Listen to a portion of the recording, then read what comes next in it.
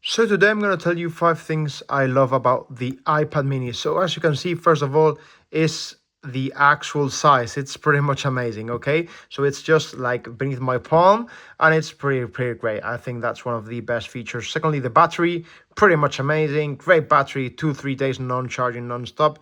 Thirdly would be the speakers. As you can see here, they are just pretty much amazing speakers. I was really astonished.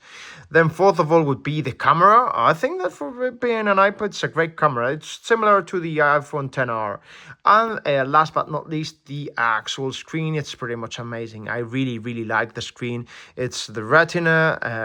I think many of you have tried it on other iPads, but it's just so neat, so easy to use. You've got the Touch ID also here, and I think it's pretty much amazing for reading and sending emails or doing small collages. I think it's pretty much amazing. Let me know in the comments, what do you think is the best features of the iPad mini? Thank you very much for watching.